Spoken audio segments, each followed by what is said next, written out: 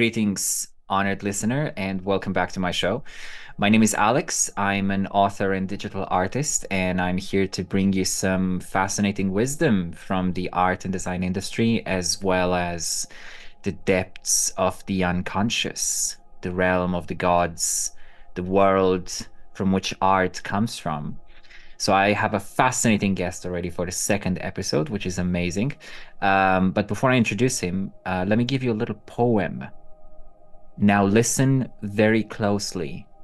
Darkness follows light, but without the darkness, we would all lose sight. This is part of the lyrics from the song called Chasing Antares by Yaima. Yaima is a musical project from the States that has really, really touched my heart and soul in many ways across the years. Their music is poetry, and I warmly invite you to try them out if you haven't already. And the reason why I'm mentioning them is because my guest today is the artist behind their album cover art, one of which is featured in this video, namely Ovo, released in 2016. So I'm really, really excited to bring you this conversation because I've been following Yaima's music for the past 5 years, and I think their artworks always perfectly captured the majesty of their songs and their poetry. So I've been really, really looking forward to connect with the artist behind them. His name is Simon Haiduk. He's a multimedia artist from Canada, and we'll be discussing his work, the psychedelic experience, as well as some very, very interesting mystical insights into the nature of reality and even the law of attraction. This combination of insights into the art industry, as well as the depths of the cosmos, is exactly what the show is all about. So get comfy because things are about to get really, really interesting. So just as with the first episode, there won't be much happening on the screen. So you're free to listen to this in the background while you do something else, such as draw. I don't know, it's just a suggestion. And there will be many, many helpful links in the video description below. If you'd like to support me and the artists featured on the show, please check them out. I will also feature every artist's YouTube channel on this channel here. So this should make it easy for you if you'd like to check out their work, check out their videos. So you'll find them all featured on this channel right here. So let's get into it. Welcome to the show, Simon. Thanks for being here. So let's start with a little introduction. So if you'd like to introduce yourself and talk a little bit about who you are, what you do, and how long have you been doing it for? Sure, yeah, my name is Simon Haiduk. I live in BC, Canada, and I've been making art most of my life. I'm 42 now, been making music most of my life, and playing various instruments, playing with different art forms. I'm primarily working in digital art with digital painting and animation these days, but I go back and forth between different kinds of music creation, digital music creation, instrumental music creation, different genres. And I combine all my efforts into multimedia presentations. I have a multimedia concert that I've been touring that I call a meditation concert. Mm-hmm. And most of my themes revolve around nature and metaphysics or spirituality. I'm really inspired by nature. And yeah, I think that's Mm-hmm. a brief Mm-hmm. intro anyway. Yeah. That sounds good. I've actually saw your the little trailer that you have on your YouTube channel, the insights that you've posted for the concert that you had, or the sort of the experience that you've created for people, the sort of the live concert with your art and music. That was Really, really interesting. I mean, obviously, I just saw the snapshot of your YouTube video. I mean, the little recordings that you kind of put together, and it looked really, really good. So, would you say that that is, in a way, the combination of everything that you're creating, right? Your art and your music, and also this experience.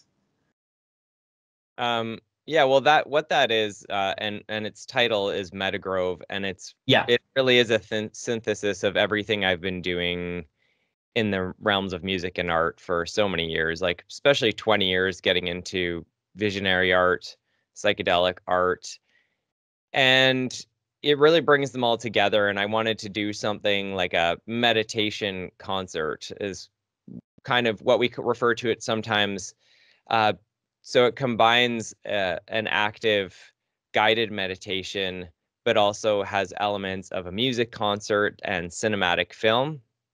And so it's entertaining while also meditative and enlivening. And yeah, it really brings all these elements together. So we get to have an audience. We tour it in movie theaters and community halls, setting up a screen and audio. Movie theaters are the best, though, some kind of cinematic experience like that. And it's really been a great experience. The feedback is amazing. We keep adding more shows as we're bringing it around. We haven't done really massive touring, mostly just in BC and Mhm. Alberta, Canada. Um, yeah, looking forward to possibly doing a presentation online. And then there's some evolutions in the works right now to bring this kind of experience to dome theaters. And yeah, so that's just everything just keeps evolving. Everything I've been working on feeds back into itself and just keeps getting more immersive and expanding into new realms. That's amazing. Where do you see this going? Like, do you have a sort of an not an ultimate, but a vision for where you see this evolving, like a higher sort of pinnacle, so to speak, or have you already reached it? Um, yeah, well, I think what I'm working on right now is will be the next evolution of it. Maybe who knows what the pinnacle is, because Yeah, of course. as Yeah. as things evolve with art, it's like, oh, new ideas come in, and that's kind of the cool thing about it, is it's like, well, you never there's for me anyway, there's always more to expand on. But yeah, with Yeah. evolution will be in dome theaters, and it will be a more immersive experience, and it will also have educational and narrative elements. Right now it's more just audio visual. There's an introductory meditation, and we also give an educational talk at the beginning. Actually, my partner Jane and I give talks that are around 15 minutes each, and they're kind of like a TED Talk style thing where I combine um, my influence of science and spirituality and psychedelics, and even talk about how I make the show, the tools behind it, because a lot of people just don't know what they're looking at. So trying to inform people of that. And then my partner Jane gives a talk about basically everyday psychic skills. And so there is already an educational component. And then we have a break, and then people come in and experience the more cinematic film part of it. And I used to do it all live, where I was doing all the visuals live, but now it's pre-recorded. It made a lot more sense to go this direction. It's actually a recording of live experiences, but in studio live. Mm. So there's so many layers to how it gets to where it is, actually, like from digital painting to motion graphics to recording it live, and yeah, it all comes together in this way. But the next evolution with dome theaters, the idea is to have it be in science centers and planetariums and kind of be able to reach a broader audience. I want something that's adaptable for children to be able to experience. So bringing a level of simplicity to it that is also entertaining for all ages, and really talking just the continual discussion of nature and metaphysics, and interweaving those topics among some other aspects. And so I think the dome theaters really are will be the pinnacle, just because of how immersive that environment is. Mm. That sounds really interesting. It sort of reminds me a little bit of some uh, sort of conversations that I've heard in other content creators and sort of the YouTubers that were sort of talking more about this idea of the new Earth and how that I don't know much about it. I just know that there used to be videos that I used to watch about that and how they were talking about this idea of creating more of more structures that could um, offer those kind of experiences, just like the ones that you're already doing, which is fascinating. But the way that they were talking about it was in a little bit more of a metaphysical kind of abstract sort of future dimension of evolution of reality, or at least that's the way that I kind of interpreted it. But it sounds like you're already doing that, which is uh, it's really amazing. Thanks. Yeah, it's kind of like that. It's kind of taking people to another dimension, allowing people to experience other aspects of this reality, but also metaphysical reality, which is part of what is happening here. But people don't Mm. necessarily always get to experience it in such a tangible way. So I feel like with my art and these projects, it's trying to bring that to people. There's this interdimensionality that I think happens a lot through meditation and psychedelics and other types of altered states where we get to experience that. But sometimes it's hard to describe. I think we're often trying to find new ways of describing that to people. At least I am, and people in these genres. Music is one way and visuals, and so combining them, it's this whole other language of being able to express things like this to people and allow people to have a kind of experience that they don't, it's something they feel but they don't always experience in this sort of like right in front of their face kind of way, unless they do those other practices, unless they're involved with psychedelics or meditation or these things. They might have a aspect of it. But yeah, I think it's really just about exploring how to communicate the extra dimensionality of our experience here and see what that has to offer to people. Ideally, I hope that it brings people peace and inspiration and connects them to nature and their higher guidance of their soul or their spirit. Yeah. Yeah, that's amazing. I can definitely see that in your art. It's like you are bringing that visual experience, the psychedelic visual experience, into the realm that is, uh, so to speak, not uh, psychedelic. Although, of course, there's room for debate there. But your art definitely reflects that. Like I see that. I see that in it. I see the layers. I see the layers, the layers of light that are very obvious within the psychedelic realm, but you've made that possible to be seen without that. It's like you've bridged the gap in some way through your art, which I think is really extraordinary.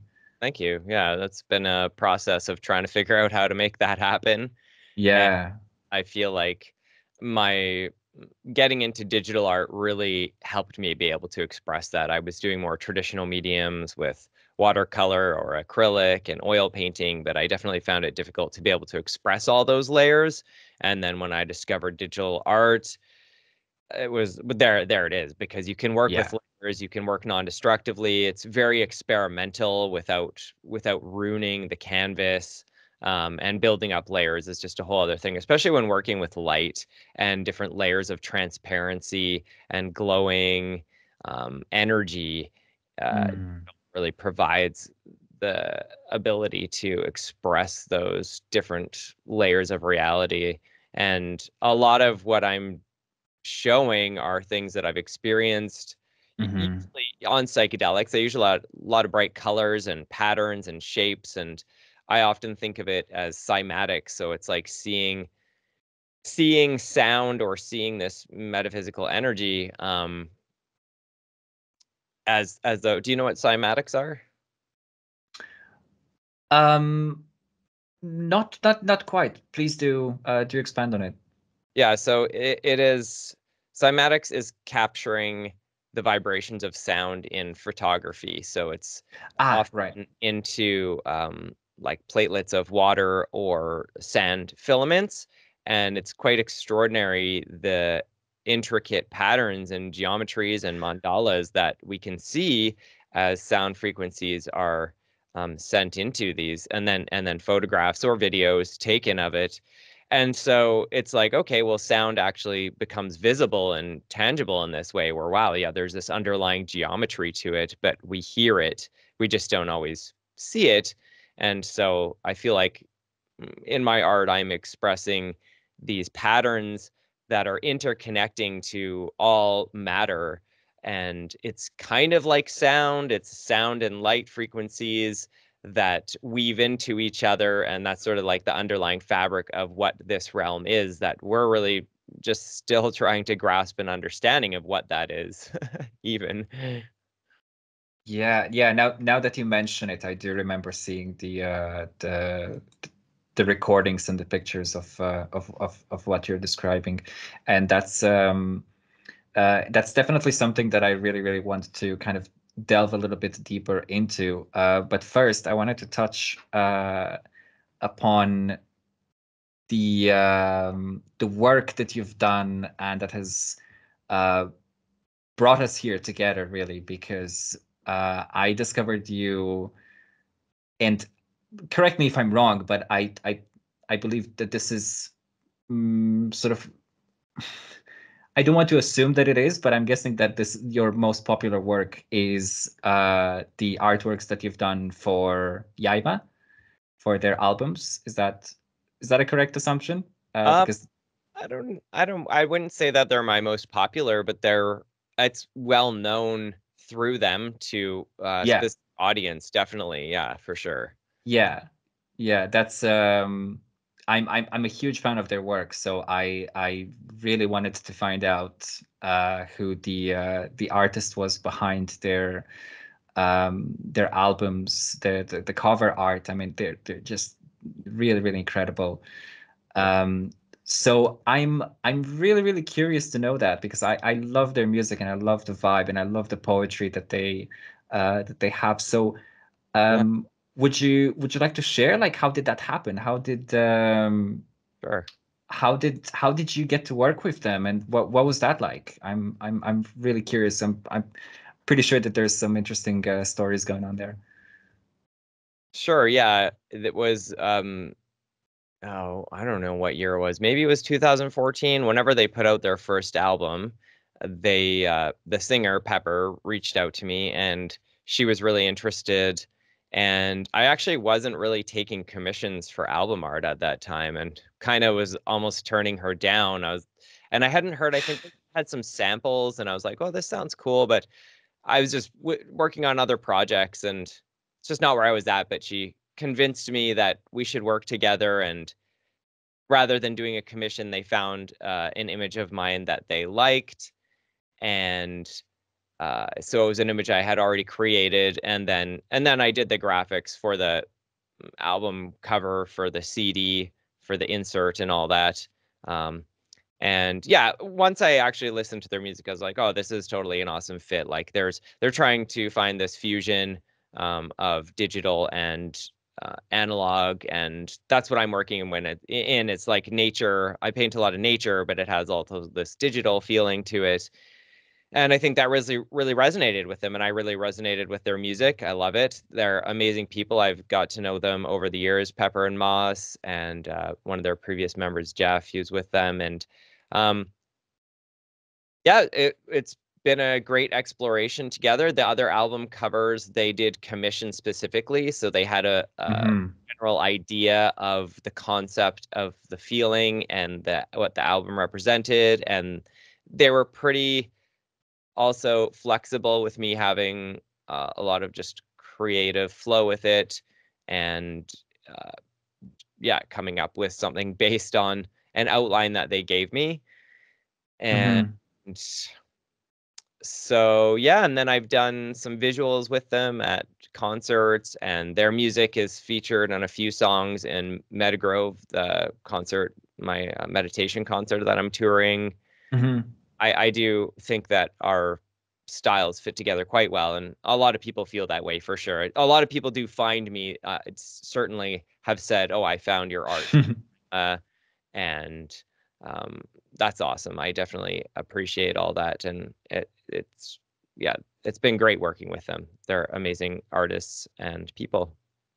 Yeah, yeah, it's such a beautiful mix that I see every time that I listen to their songs and I see your artwork on the screen. It's just it seems to work so well. So it's really fascinating that you were kind of reluctant to do it at first. That's really interesting. Kind of makes you think about uh the evolution of things, right? It's like how important it is to think about the opportunities that come your way, right? The nudges.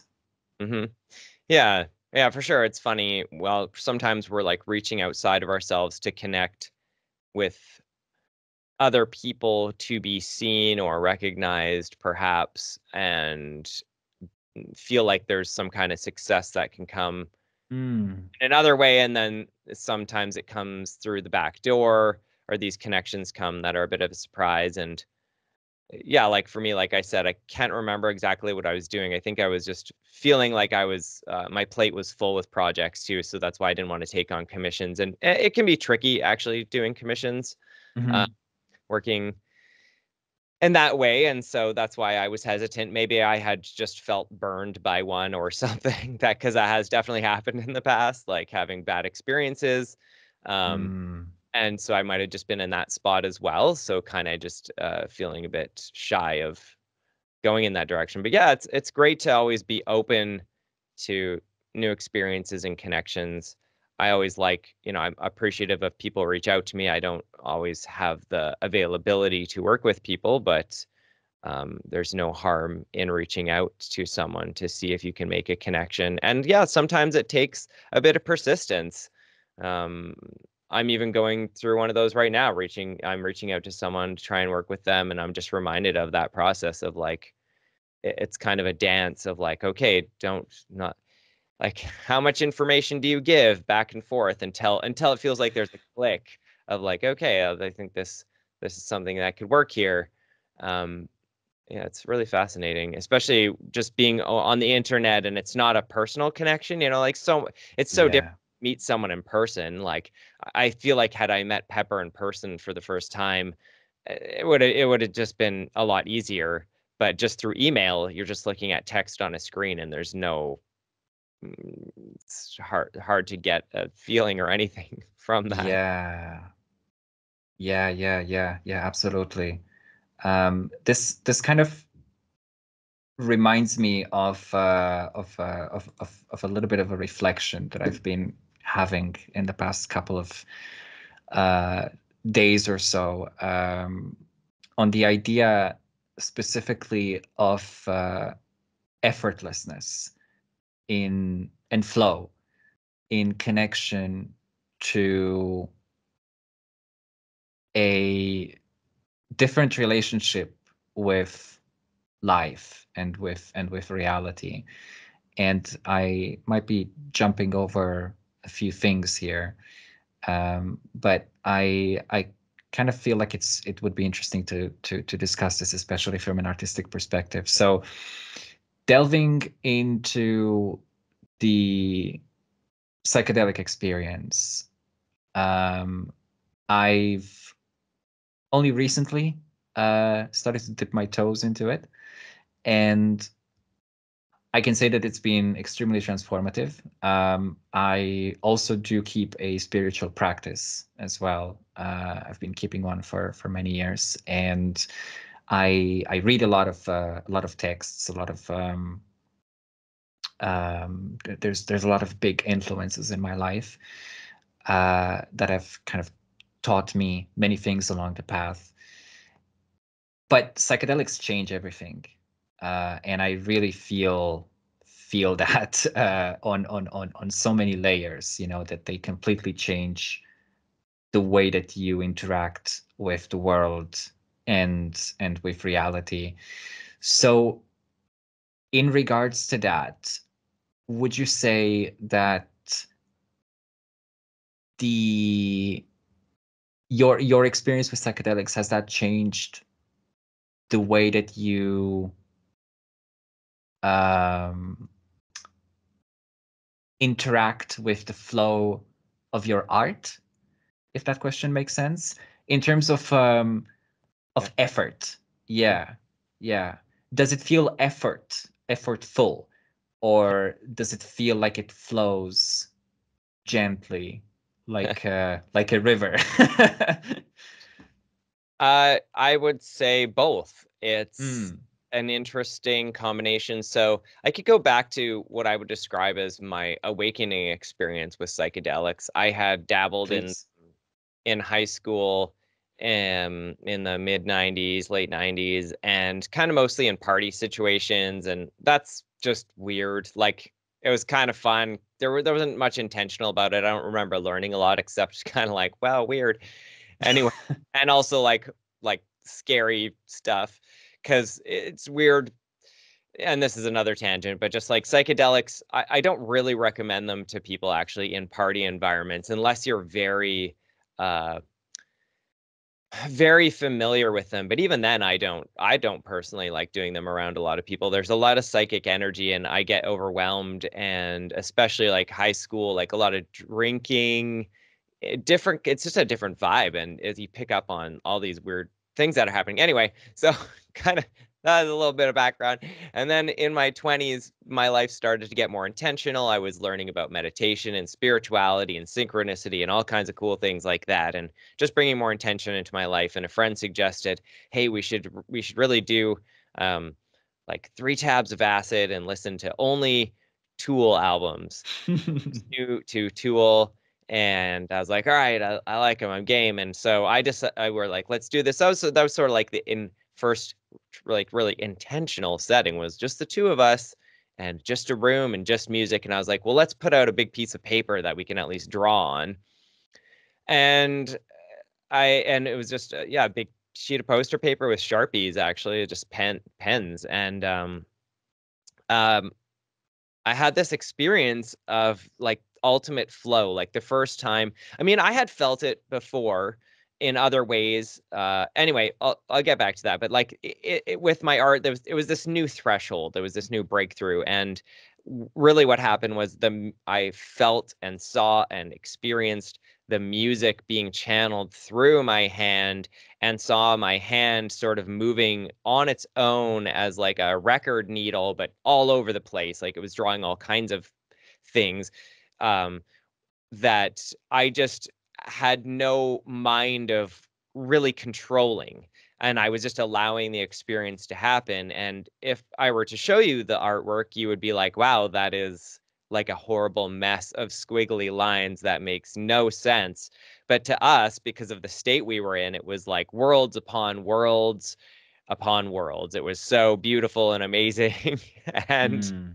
and just allowing this music to come through the pen tip and be created in this way. Yeah, that was a new level of flow that I hadn't really experienced before. And so from there, that really opened me up to being like, oh wow, like let's experiment with psychedelics and making art even more. I would say in the past I had experienced some level of flow with maybe like skiing and snowboarding and sports, and and music too, because I played art and music before. But honestly, my art and music before was less. I was still well, especially with art, still kind of like um copying, like mostly just like, oh, what, like how can I learn from other people by copying? And I sketched my own things, but very original. So I'd say psychedelics helped this breakthrough of kind of originality. Music, I had already explored that a lot. I didn't really like playing cover songs or like reading sheet music, so I was often just playing my own things. And so I experienced a lot of flow that way, actually. I was at the time even a lot more into music. It was kind of my main thing, and I thought I was going to be more of a musician. So anyway, this breakthrough with the art and then having more intentional settings, and then we had a few more of those, and on one of them I had what I would describe as an awakening experience where we left our bodies and transfigured into this cosmic universal mind lattice of plasma. And there's a whole lot going on there that I could get into too, but plasma, love and light, connected Wow. thing, and everything everywhere all at once. I love the title of that movie. I always reference Yeah. when I'm saying that because it's true. It was like this experience, and also having my third eye open, like literally having this tangible experience of like, wow, there's this muscle that I've never used before. I'm actually having like right there, right where my third eye is, it's like opening. And since then, really, it's just been a continual progression. And so now coming back to this idea of flow and effortlessness, it, it's it's um it's not always a flow. I gotta say, like sometimes it is and sometimes it's not. And I feel like being an artist, you just sort of show up and ex- allow whatever experience to be present, but keep showing up even if it's not a flow, and keep moving through those times, because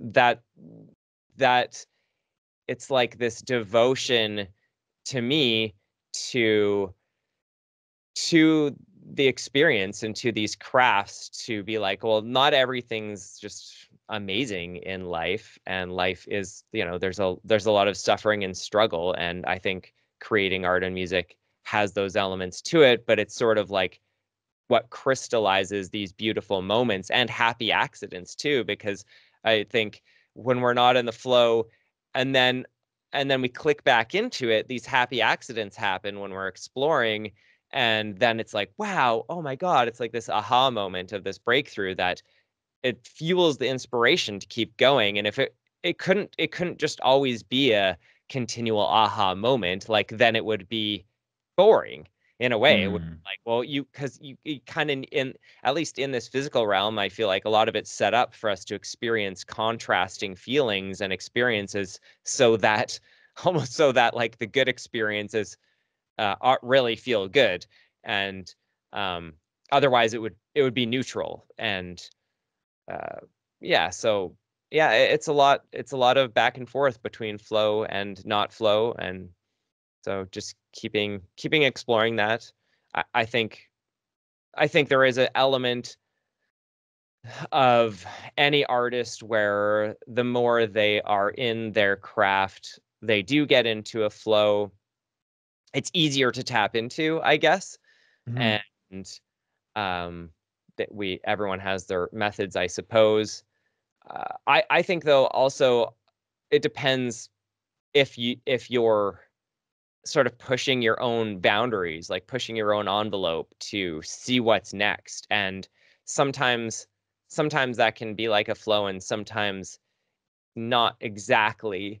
Uh, so and I like that. I'm always trying to learn new things, and so yeah, sometimes I struggle with it, and sometimes I'm like, oh, I wish this was more of a flow, but then these breakthroughs happen and new emergence of different ideas, and it's a dance.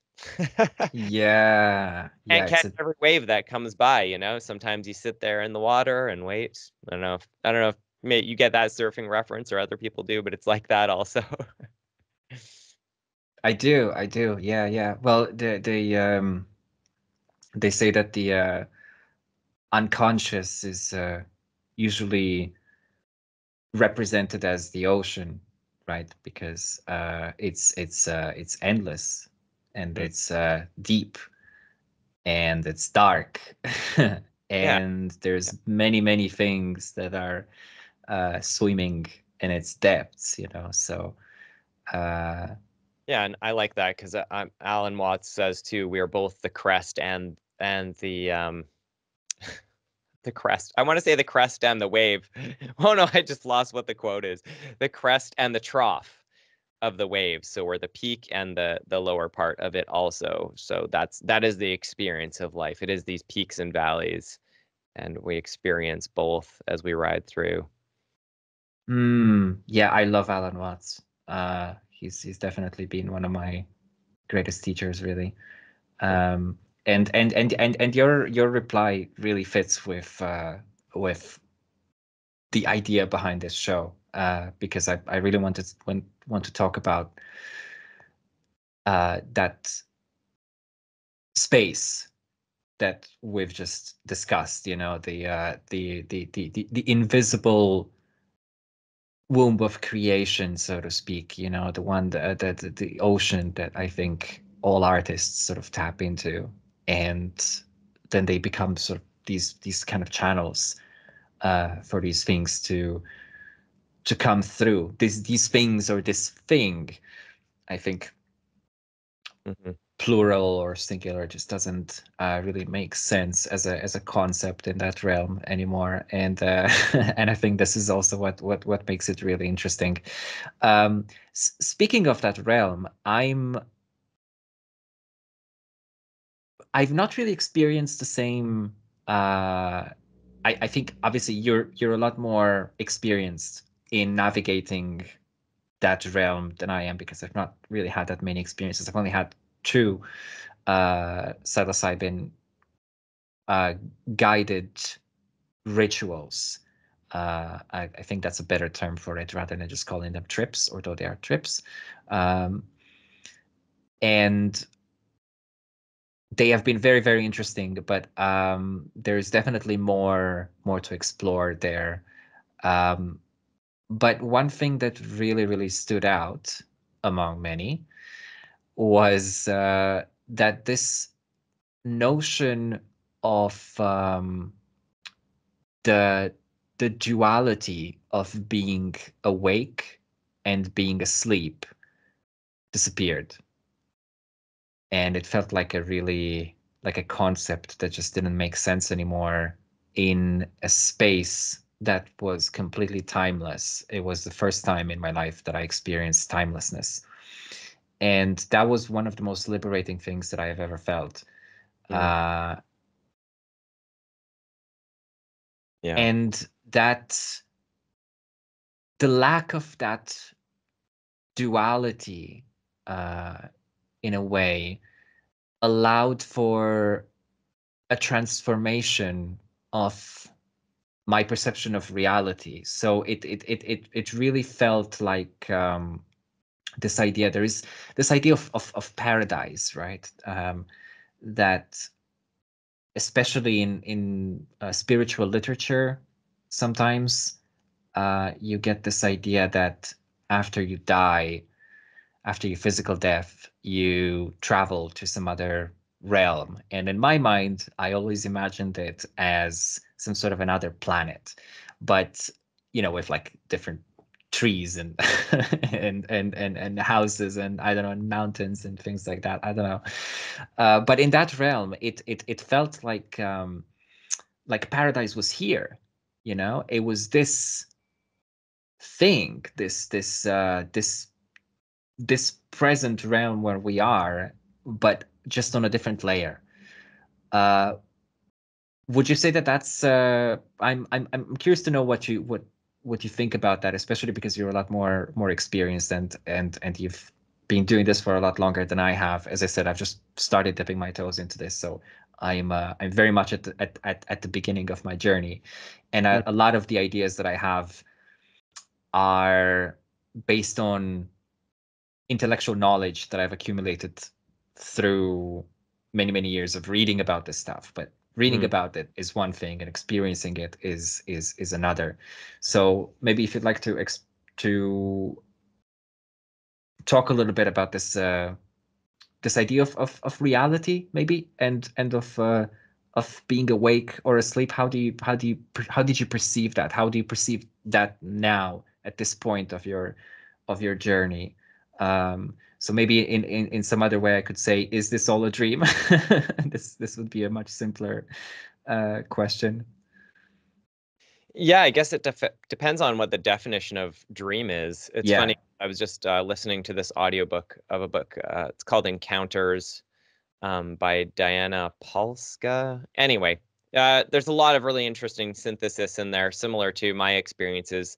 And she was talking about the Aborigines and their word for dreaming, Australian Aborigines, and that it's kind of like it doesn't mean dreaming in the way Westerners usually use it because their reality of dreams and daily life are more intermixed Hmm. and understood it to be kind of the same thing. There's lots of cultures that see it that way, and ultimately, you're asking me, so I would say I see it that way, and I experience it that way. My everyday waking life is much more physical in like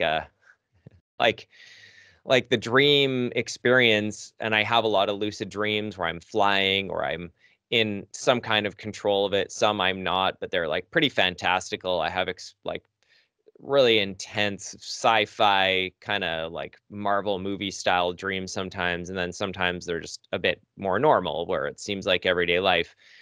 But there's been so many synchronicities that have come through in my dream world from since I was a child that I can remember till now of that are part of my they make up my entire life story and how I experience the world. So I see it as completely interconnected and that we are in this is a dream of some kind of a greater mind or a greater sense of being that we are all connected to, and we have these moments like maybe we have an oversoul that experiences different aspects of reality, and because I'm here right now talking to you, this is where I'm focused. But when I go to sleep, it's kind of like being dead or who knows what. And we go to these other realms. It's like really like we're dying for a chunk of hours, you know, we're pretty vulnerable. Like someone could kill us really easily. And so anyway, but kind of a dark thought there, but but really Hmm. all like yeah, I just wanted to mention too, I on that note of dying, and I mentioned this in my talk actually before my show, is that this is something I've explored over the years as well as doing psychedelics and exploring spirituality, learning about near death experiences from people and reading accounts of them and how similar a lot of them are actually to deep psychedelic experiences, and how like a lot of the people who have had them had not had psychedelic experiences, but the types of things they experience when they go there do sound to me like a lot of death experiences on psychedelics. And I've had the experience of dying several times on psychedelics and then coming back into my body. And when I leave my body, I go to a realm full of love and light and like plasma energy. And yeah, sometimes there's like shapes and and beings that resemble those here on Earth, but also not really. And um, the incredible thing about that space and also what people experience with NDEs is that there's something about it that is so incredibly familiar. And it's like the awakening experience I was describing earlier when I was having these intentional LSD trips with my friend listening to Tool. When we left our bodies, that was like one of the things that I was so profound to us when we came back to our bodies, was like, wow, that was like what was up with that space was like it was so incredibly familiar, like weirdly more familiar than this Mm. reality we're in right now, which is just impossible to, like, you can say those words, but until someone has experienced it themselves, it doesn't even make sense to say something is more familiar than this physical reality. But it was, and whenever I go back there, it is.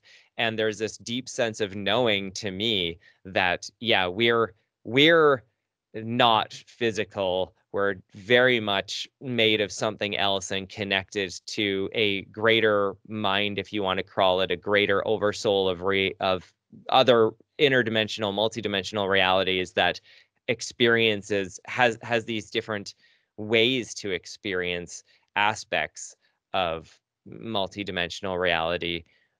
So I feel like it's something to consider that I that death is not to be feared or even maybe something to look forward to, because yeah, there's just so many accounts now and so much visionary art showing these multidimensional realms and people's accounts of going to these places, that I think, to me, it seems pretty acceptable that wherever we go after this will be recognizable to a part of ourselves that we can't conceive yet. And maybe, and I often think this to myself as well, like part of my life path anyway is to actually practice dying. Um, Mm. and so that when I do leave my body, I'm not attached to the physical realm, because I do think that there's experiences souls can have where maybe they get sort of trapped in what's called the bardo, where if you feel really attached to the physical realm, you don't quite cross over. And maybe that's how people experience ghosts or different beings here that are maybe aggressive, non-physical spirits, is that they're actually trapped because there was something about being attached to the physical realm and they didn't quite cross through.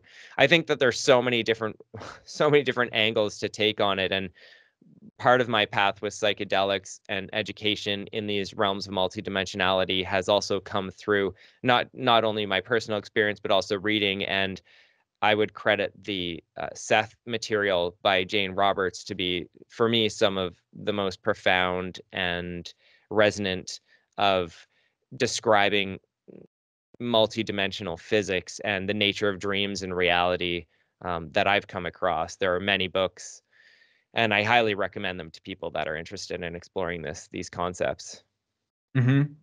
Yeah, it's interesting that you mentioned that because I've just started reading a book by the Teachings of Abraham. I think is quite Okay. they're quite popular, and they do mention uh, the book that you've just described. Um, Yeah.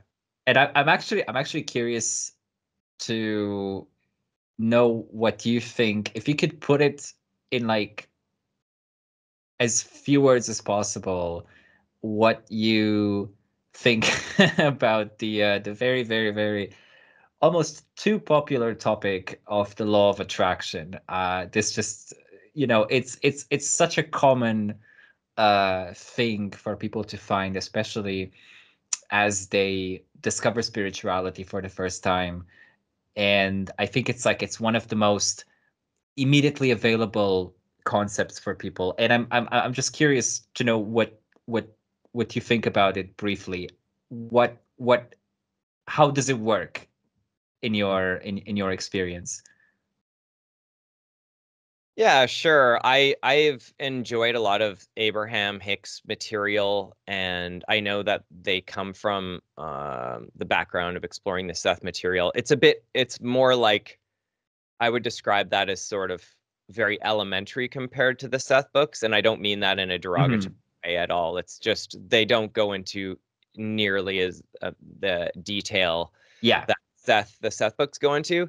But like with the law of attraction, eh, like I do feel like we are creating our reality and that we're attractors to what we experience.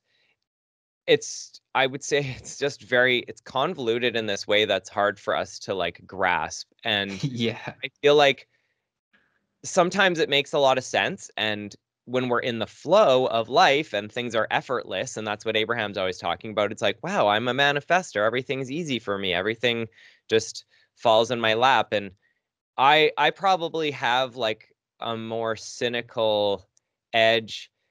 I'm very grounded. I'm very like rooted in like the earth, and I like doing things with my hands as much as I like. This is going to be a bit of a tangent, but I'll come back to it No, because no, it's fine. It's I fine. think about this a lot.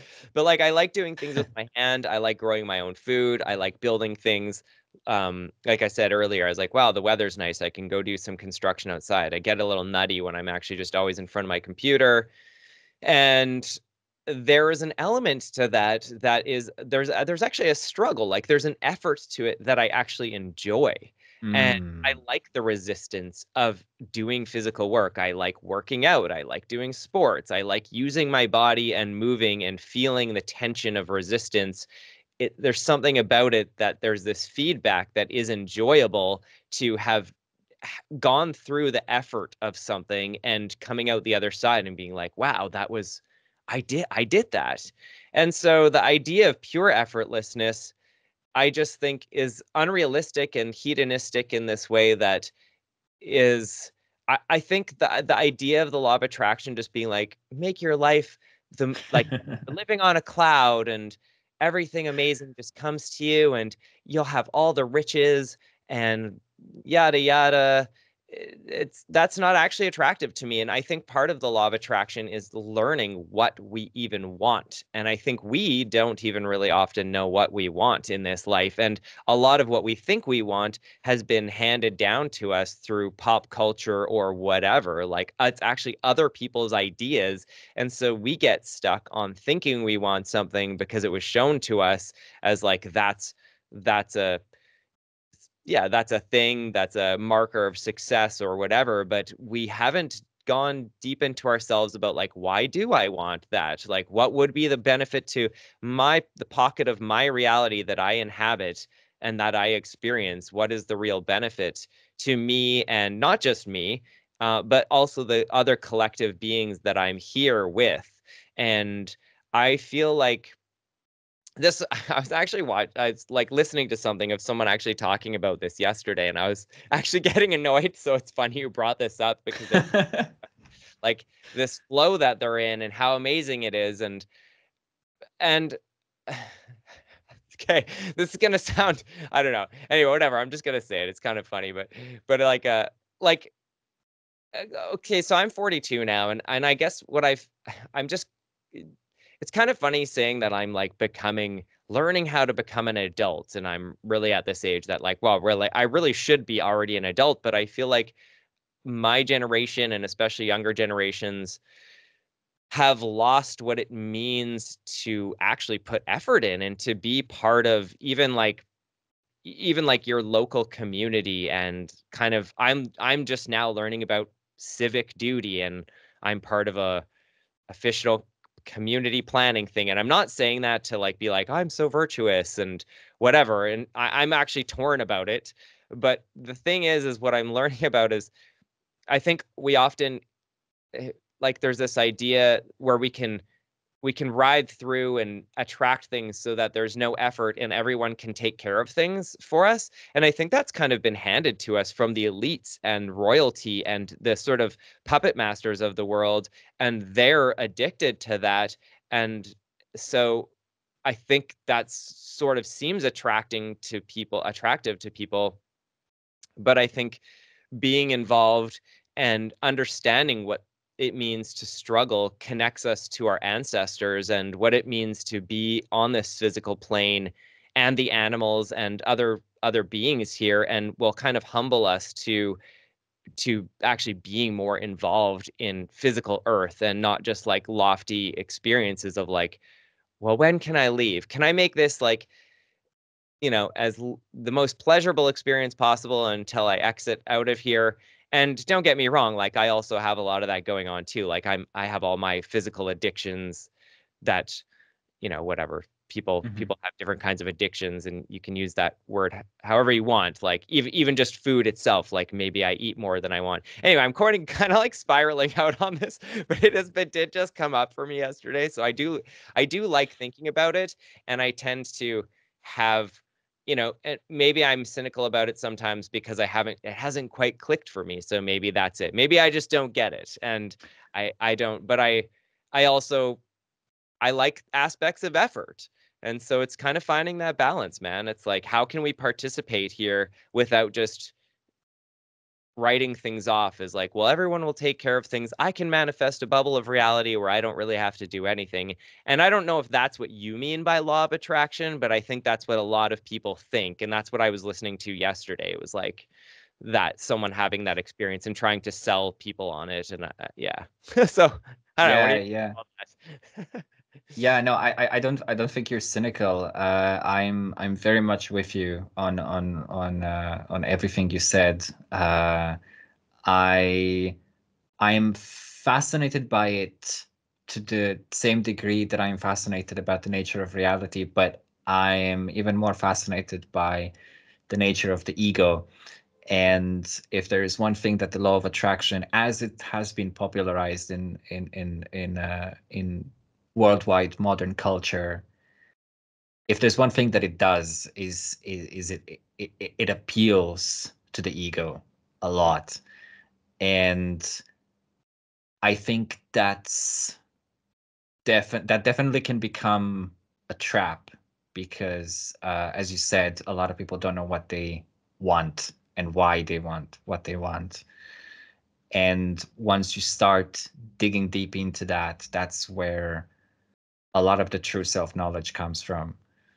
Um, so yeah, I think it's very interesting to discuss this. But it did come up because I've never read a book by Abraham, by the teachings of Abraham, but I know they're very popular, so I wanted to check it out. And there is something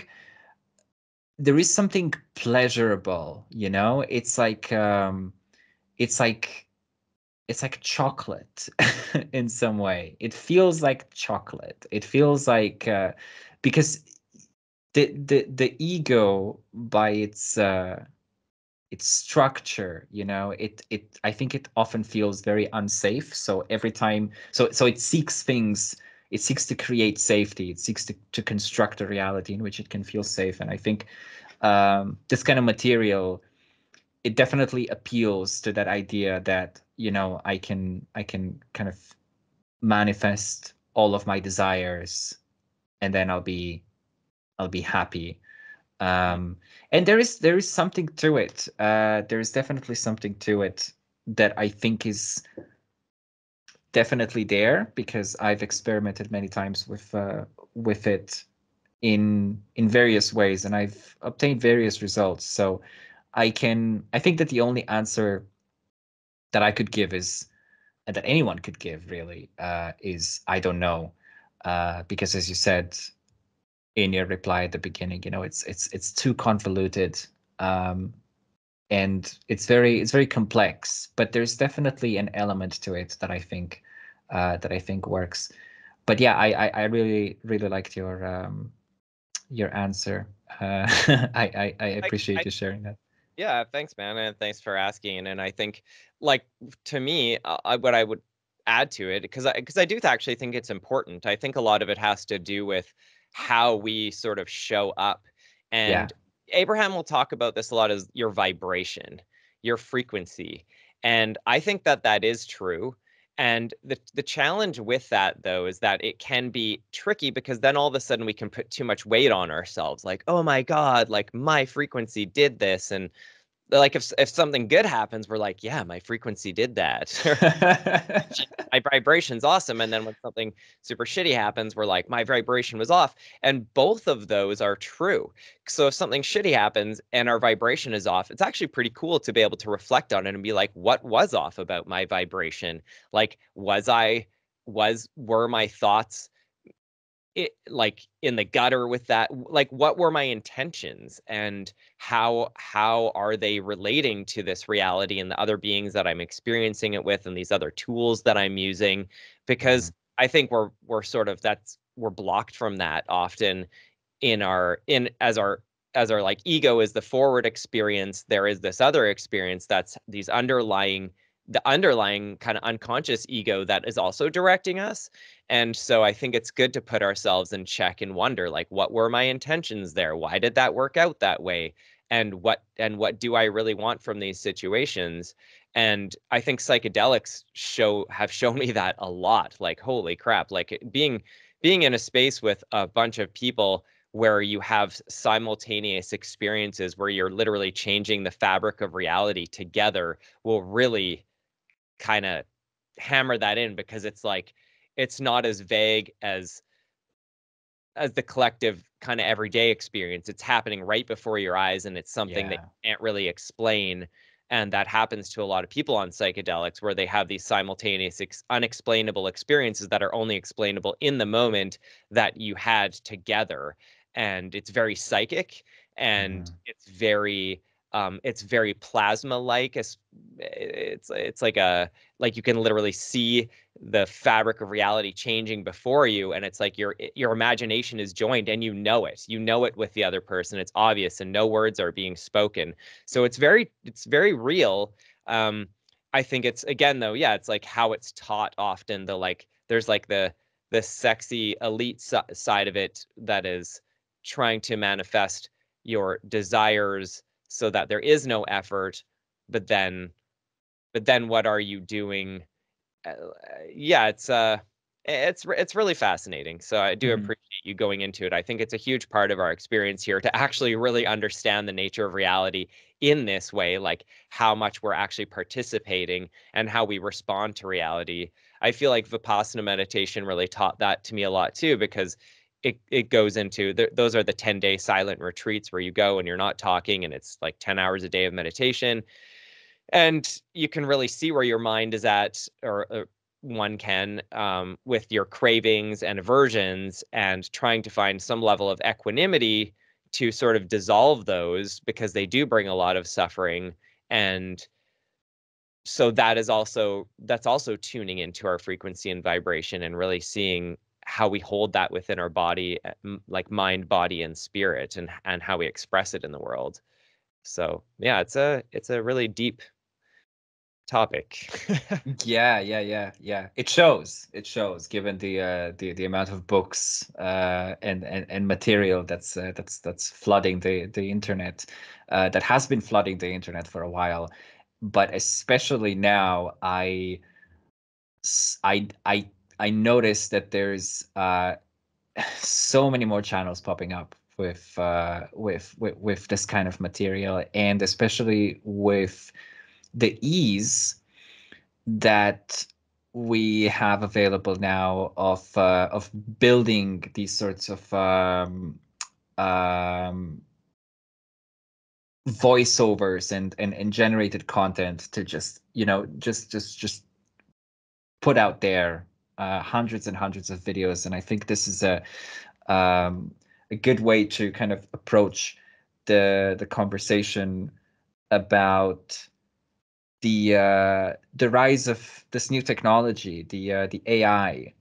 And this is something that I want to kind of touch upon with all of my guests, especially, well, primarily in the realm of art, because that's kind of the main focus of the conversation.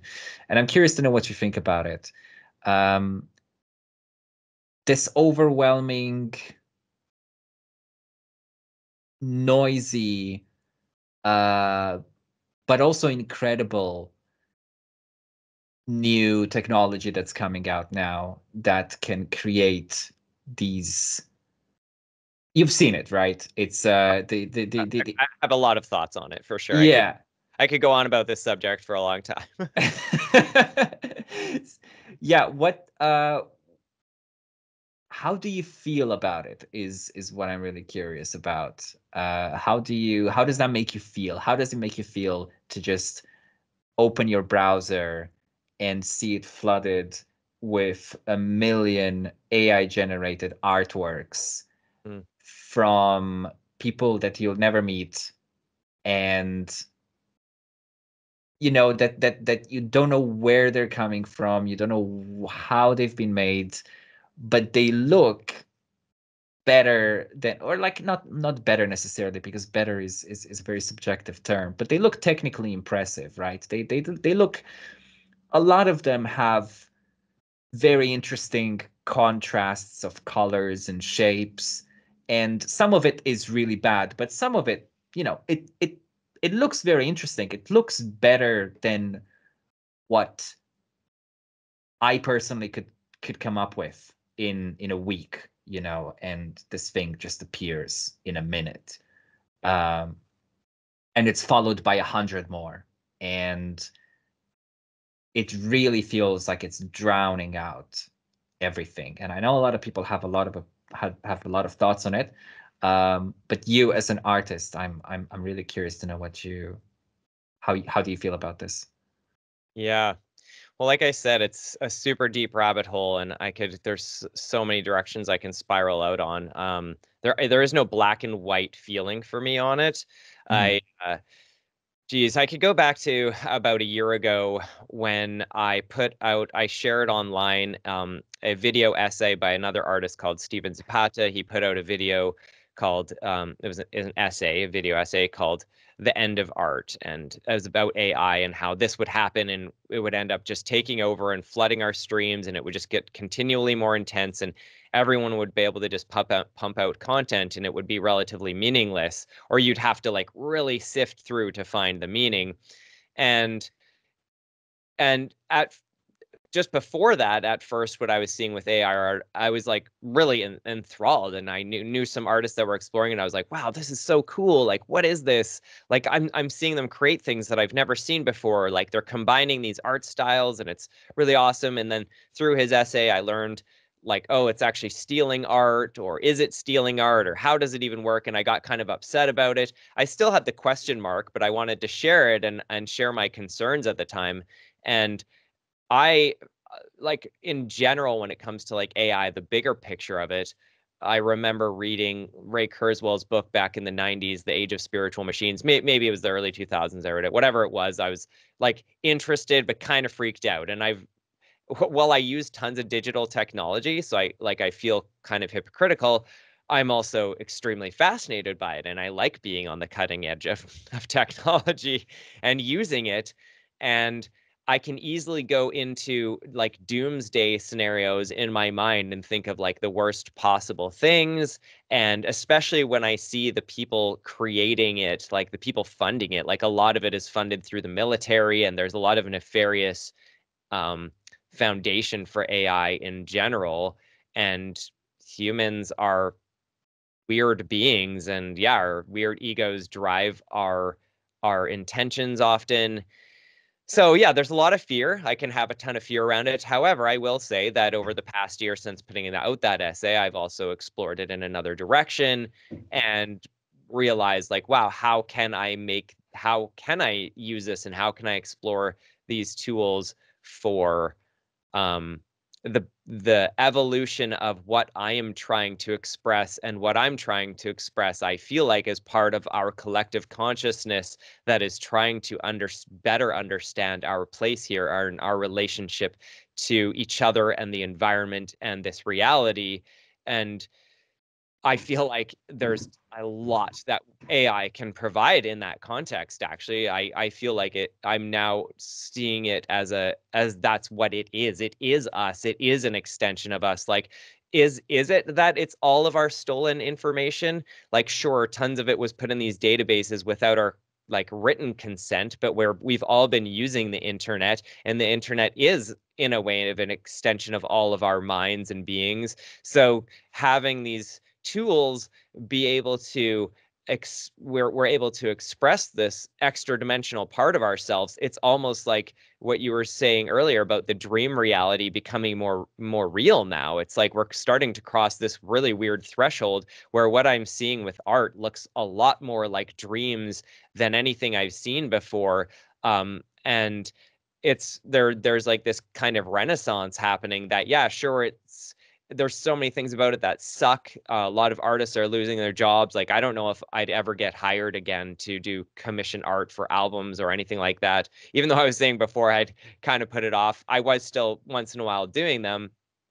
Um, yeah, there's a lot of crappy things, but again, I'll go more into like the positive, because it's funny actually. I was literally talking to my partner Jane last night and this morning about that. Like, I keep having this idea for an essay, that another sort of video response essay that I want to do about this AI art renaissance question mark at the end of it.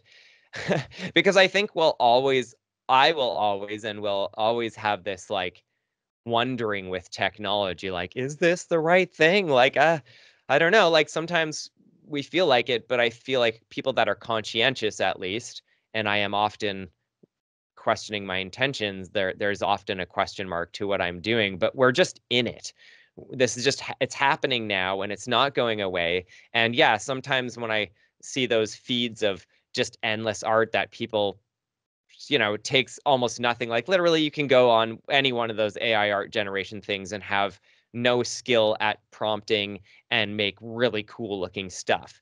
However, I have learned that to guide it and to, in fact, use my own art and feed it my own art, and I've been in the background working with some other people that are more skilled building AI art models, using my own art to actually make evolutions, especially with animation. Like that's one of the areas that I'm really intrigued by, is creating models for animated art and audio visual reactive art.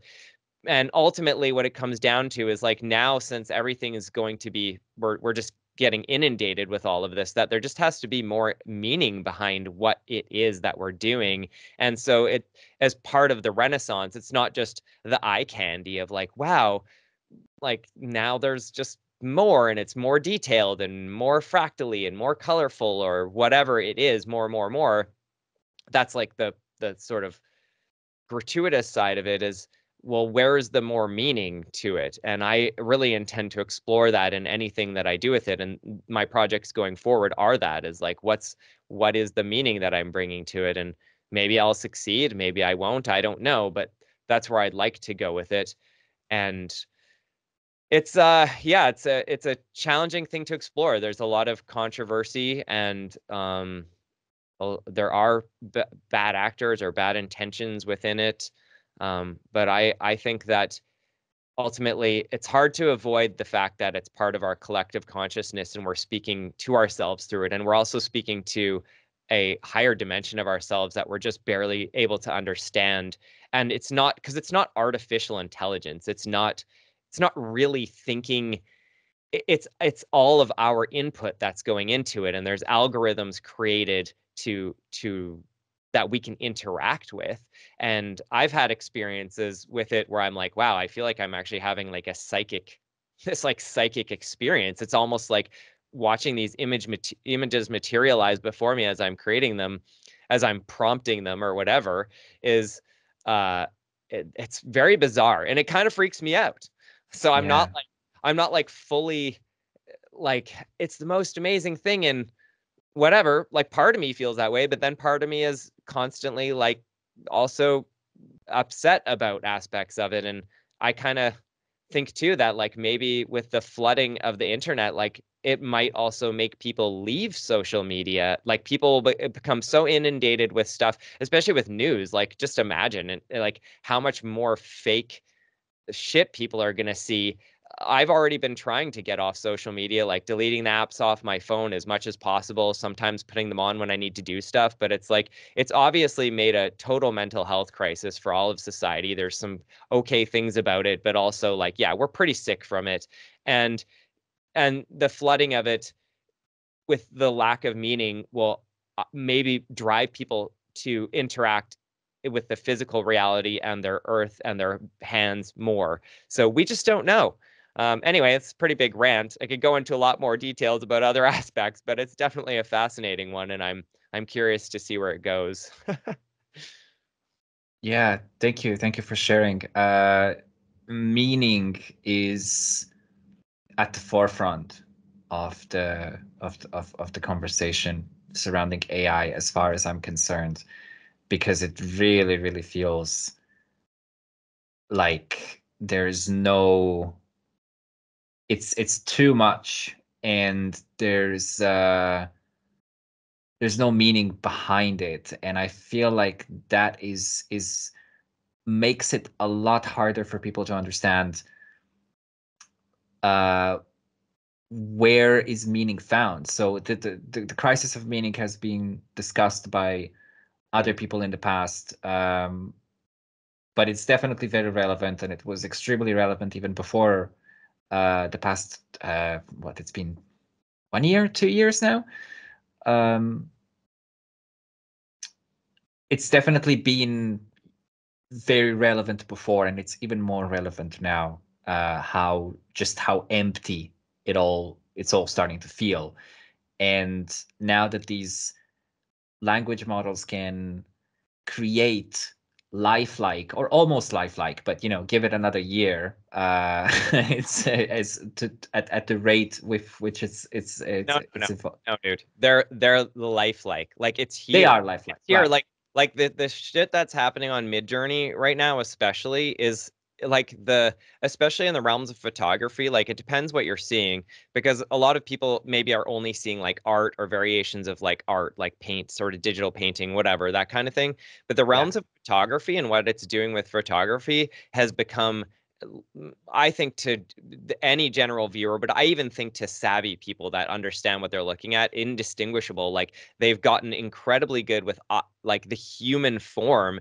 Before there was difficulties with hands and eyes and all kinds of things, and that's still there if you don't know how to prompt correctly. But if you do, and now also the databases are getting better at picking these things out. It's mind blowing, like the Yeah. incredible detail of like someone in a rainy environment with different lighting, and you can see the pores on their skin, and you can see the details in their irises, and there's different focus to the image. It's different depth perception. Like models are done for any for the most part, like it's like why would like a lot of people are, it's freaky, a lot of these things, because it's like, well, now you can just make a model wear clothing and have them be like any mix of race or skin color or hair color that you want, and physical features, and put your clothing on it. And of course there's all still work behind it, but man, it is intense. Like I was just seeing at some pictures of like some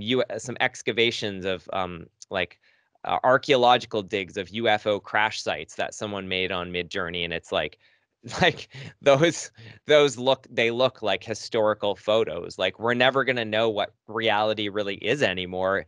And I Yeah. kind of argue that it's like from what I'm seeing and people discovering about reality before the advent of AI and our history, is that our history actually is so confusing and convoluted that we actually barely know it, and our history books are very incorrect about so many things.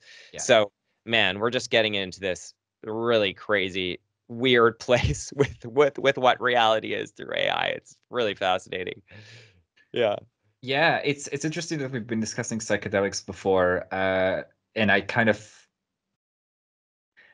this is gonna sound extremely metaphysical, but I can almost see like a correlation between this, where the boundaries between dream and if we could call it not dream, although that doesn't even make any sense.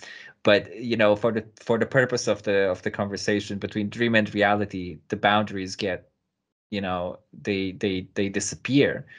So if the boundaries disappear, then there is no such thing as objective reality anymore, and there is no such thing as objective truth, which is a philosophical statement, and it has been discussed by us across centuries for a long time.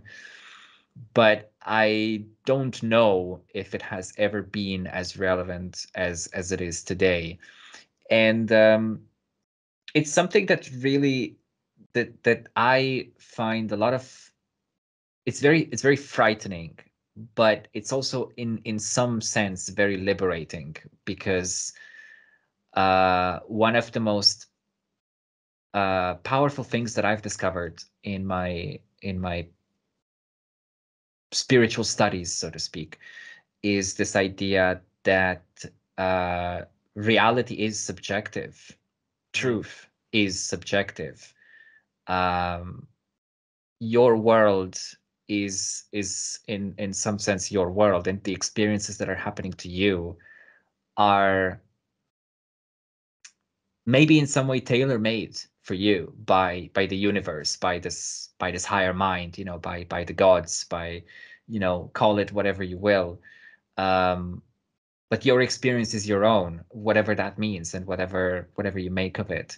So on the back of that, um the question that I have for you is, given this experience, given your experience with life, with psychedelics, and in your uh, profession, as well as with the whole metaphysics that we've just discussed about, what would you tell someone that's just starting out? Maybe a young artist, uh, huge part of this podcast is dedicated to younger artists that are just starting out and that maybe want to make a career, make a living from their art, um, be it visuals, be it paintings, be it digital, be it music. And you have a hand in all of this, so you have quite a wide perspective when it comes to this. But they find themselves in this world that is so incredibly confusing and overly complex, given all of these technologies that are intertwining social media, uh, AI, and all of these things that are coming together and that are mixing. And they find themselves here and they want to make a living out of art. What advice would you give a person like that? Yeah, well, there's kind of a lot of topics there.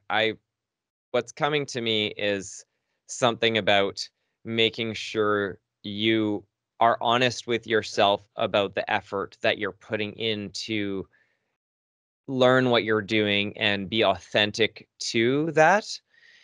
And that might come in the form of learning a more traditional skill of something, either before or simultaneously as you're learning the digital or AI assisted version of it.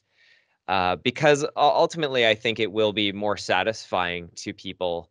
Um, you were saying like the law of attraction with chocolate, like chocolate becomes less satisfying when you eat more of anything like that. And that's the same with this art. It's like, wow, now there's so much of it. It's less satisfying to look at, you know? Um, and so since we're in these like biological meat suits, I think that there's a direct relationship with our hands and our ability to physically do things in this way where we're using them with more with non-digital tools, even specifically, I mean. And that's not to say people without hands or the ability to use their hands can't access this. Obviously, other parts of their being would become accentuated to tune into this. But whatever the tool is, I just think it's important to continually maintain a relationship with that part of yourself that understands like the sort of non-digital reality, let's say, and hone those skills and so that when you bring them into the digital space, they have more satisfaction, knowing that there was some effort there. And again, I also again like it's hard. There's so many caveats with that because there's so much effort does go into the digital space as well. There's so many big thing learning curves with it. Yeah, I just think though ultimately, at least for me in my life path, and it's about being connected to the earth because hey, like we're here on this earth and it sustains us. And if we lose track of that, like we're doomed and we're dooming more than just us on this place if we just continue to negate what it means to be connected to the actual biosphere of this physical reality and think that it's only digital or we can be only digital beings. Um, yeah, and so moving into a space of what a like career looks like, there's it's again it comes down to authenticity of learning to listen to your soul and not ideas that someone else gave you of what you should be, but actually like trying to carve your own path of what your vision and what your voice is, what you want to contribute and how you want to connect to people and your spirit. Um and Yeah, as far as like business angles, gosh, there's so many to take. I think the idea of there's so many sort of get rich quick schemes going on the internet. I feel like that's maybe Yeah. what we're alluding to there is that I think that is sort of driven. I, I think that ultimately sort of I don't know if fails is the right word for people, but ultimately leaves people unsatisfied in a way where I think, yeah, it's like finding finding your authenticity through effort. Maybe that's, if I could put it simply, maybe that's kind of what this discussion has been about, like your own true effort and finding your authenticity there, I think is primary to living a satisfying life, not necessarily successful in the terms of what modern society deems, but there's like what's going to be satisfying to your soul as you get closer to death, as you practice dying. It's like, yeah, something like that. Yeah. Yeah, that's beautiful. I love that. Yeah. Be true to yourself. Discover what it means to be true to yourself, right? That's the idea. Something That's one like, of the most. I'm still Yeah. figuring it out. I don't know. I live a lot of my days still feeling like I don't know. So I'm just speaking of where I'm at right now and what's coming through me right now. It would have been a Hmm. different some time ago, and it'll probably be different in years from now. You're hearing me in 2024 at the age 42. We'll see what happens from here.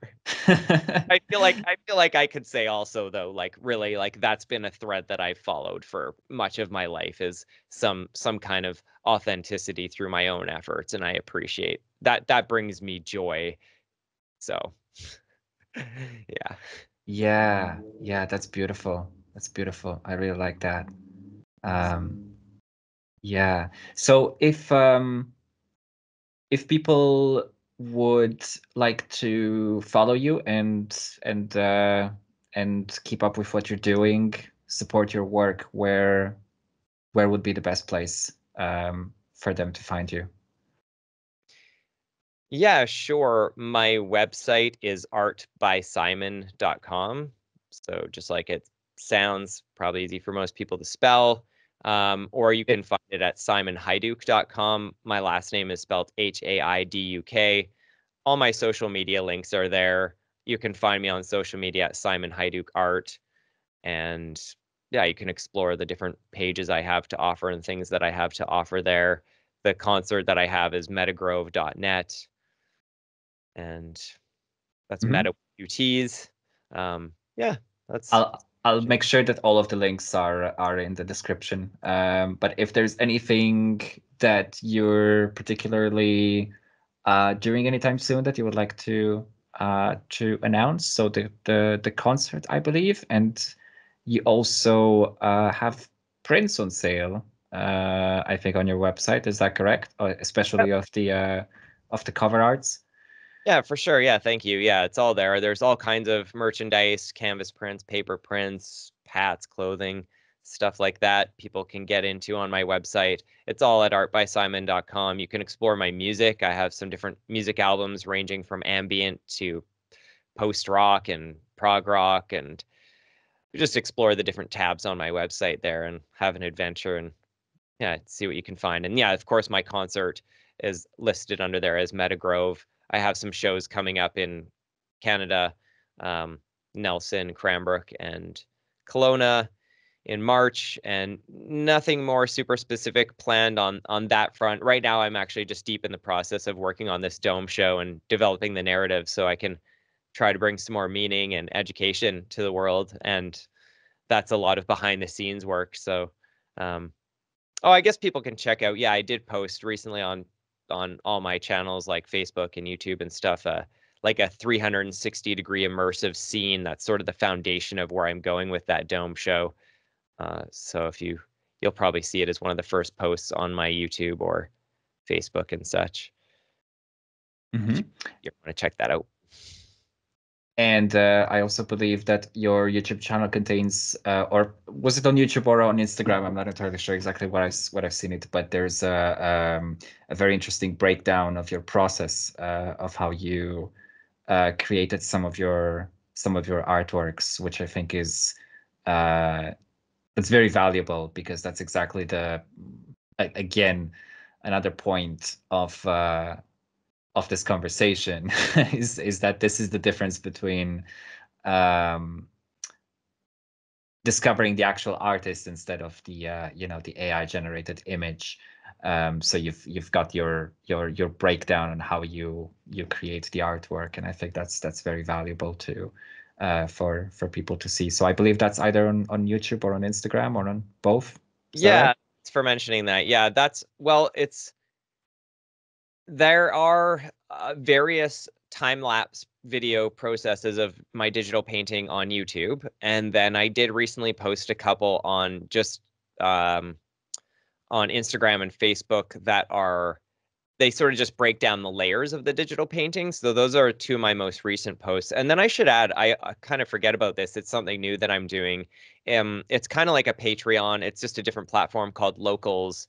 And gee, I should probably have better links on my website to it. But it's called, if you go to Locals, well, if you go to it's locals.metagrove.com, I think. Really bad promotion here, but if you go to those posts, those recent posts on my Facebook and Instagram that show the layer breakdowns, that's actually where I'm trying to archive and put up tutorials actually of like how I do animation and how I do digital painting. So that's where people can subscribe and check out, yeah, more of my process actually. So I appreciate you mentioning that because I forgot, even though I just posted one of them yesterday. So you Yeah, can, no, that's okay.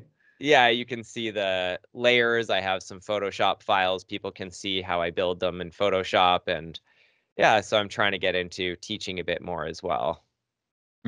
Yeah, I'll make sure that there's a link for that as well down in the description so people can find it. Awesome. Thank you. Well, thank you, Simon. This has been a really amazing conversation. I feel like we've touched on a lot of different topics, and the vibe that we've explored and the layers that we've explored are definitely exactly the kind of stuff that I'm looking for. You know, it's the merging of the creative process with the mystical. That's really what I'm looking to create here. So thank you so much for being part of this. Yeah, I really enjoyed talking to you. You had some great questions and carried on with some good depth. So thanks again for having me and promoting this. And thank you for tuning into this. I really hope you enjoyed this conversation. As I said before, there's links in the description below, so please check them out. You will find lots of very interesting stuff there. And if you have enjoyed the conversation regarding the psychedelic experience, I am going to point you to my friend's channel, Death Hippie. Me and him have a little conversation there regarding this experience, and a lot more content on this will drop on his channel very soon. So check that out. And also check out first episode. You should probably see it somewhere on the screen or in the playlist on the channel. And I will see you very soon for the next one. Take care.